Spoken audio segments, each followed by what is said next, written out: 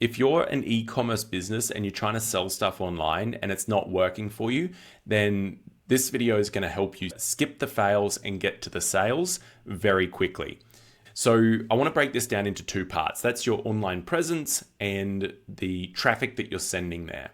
Now, without an online presence, you can't make sales. So I'm assuming if you're watching this video, you have a website and you have your products online.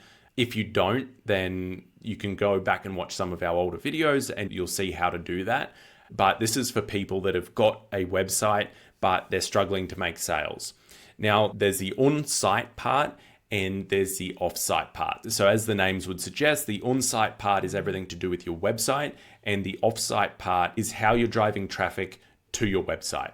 My name is Tyler Voland, and I've helped well over 100 businesses make more sales online over the past 8 years. And I've done this for businesses in every industry across 3 continents around the globe.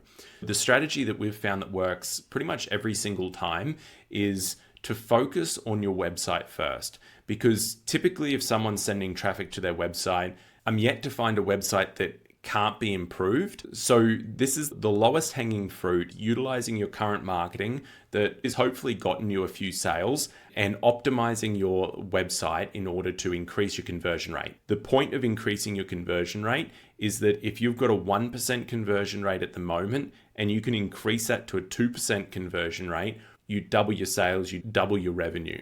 And that's the easiest way to increase your profitability over spending more on bringing more traffic to your website.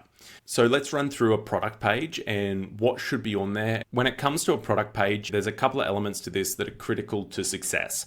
That is your images and your testimonials.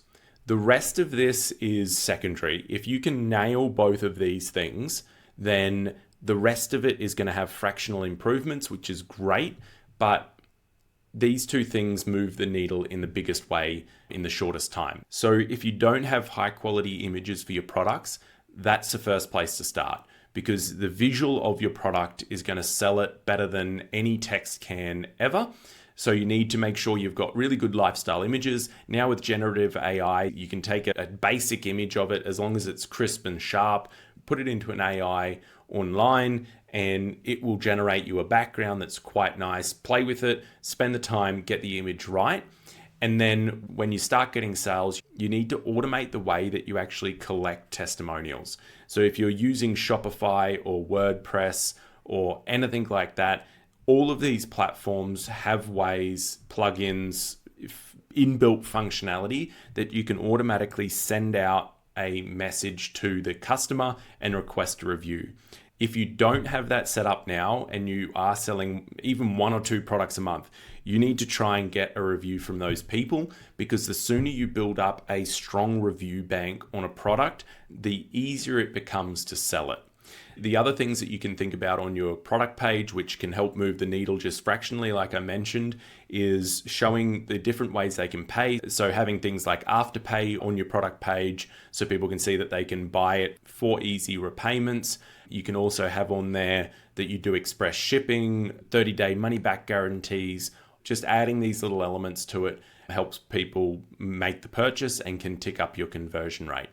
So if you've got your product page optimized, and you've gone through those things and you said, yep, that's all good, I'm getting a nice conversion rate, then we can go ahead and look at your traffic.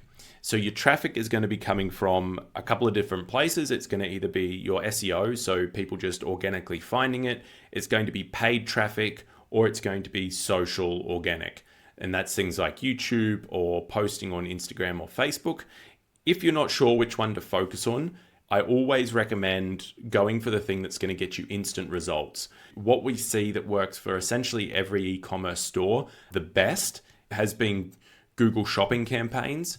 This is the easiest way to get it out and gets you quite a low cost per click. And you can start to get traffic to then get the reviews, to then optimize. And it also shows you what people are reacting to, whether your product's a good match, whether it's too expensive. All of these things come when you can get some data.